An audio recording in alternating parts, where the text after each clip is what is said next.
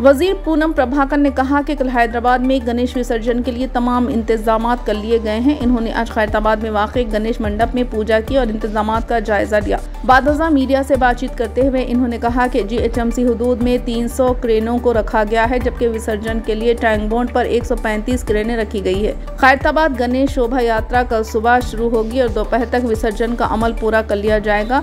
70 feet तवील खैरताबाद गणेश के विसर्जन के लिए 75 फीट तवील एक उसरी गाड़ी इस्तेमाल की जाएगी, जिसके 26 पहिए होंगे और जो 100 टन वजन लाद सकती है। बालापुर गणेश लड्डू का हर्राज कल सुबह 9:30 बजे होगा।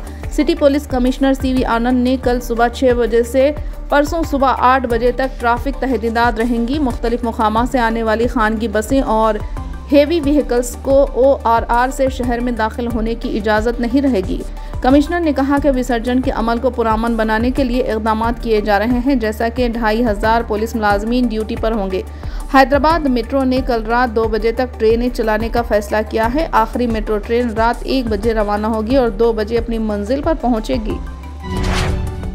मगरबी बंगाल की वज़ीर आला ममता बनर्जी ने अपने एक्स हैंडल के जरिए ईद मिलादुन नबी के मौके पर हम वतनों को मुबारकबाद दी। अपने पैगाम में इन्होंने कहा कि इस मुक़द्दस दिन पर हमें पैगंबर हज़रत मोहम्मद की ज़िंदगी और तालीमात को याद करना चाहिए। आलमी अमन, भाईचारे, इंसाफ और इंसानी फलाह व बहबूद की अलामत है।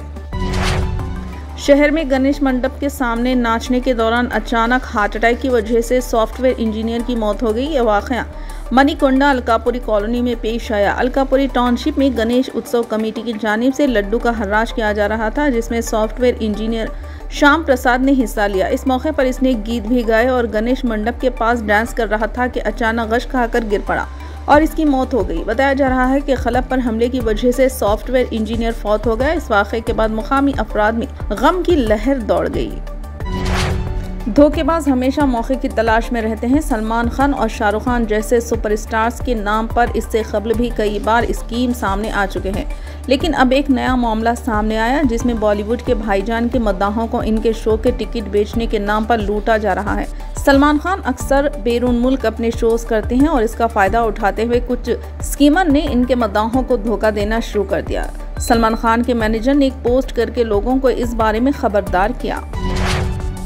रियासत तेलंगाना के कोत्तागुड़म जिले में मरीजों को हॉस्पिटल मुंतकिल करने वाली एम्बुलेंस में गांजे की मुंतकिली का पर्दाफाश हुआ। इस बात का खुलासा इतवार को उस वक्त हुआ जब रास्ते में कोत्तागुड़म के पास एम्बुलेंस का टायर पंचर हो गया। टायर बदलने में मुकामी नौजवानों ने मदद की। इस दौरान एक नौजवान ने एम्बुलेंस का डोर खोलकर देखा तो वह हैरत रह गया, क्योंकि इस गाड़ी में छुपाया गया गांजा नजर आया। इसने फौरी पुलिस को इसकी इत्तला दे दी। पुलिस मौके पर पहुंची और गांजा जब्त कर लिया। इब्तदाई तहकीकात में पता चला कि ये गांजा रियासत उड़ीसा से तमिलनाडु मुंतकिल किया जा रहा था। मज़ीद तहकीकात जारी है।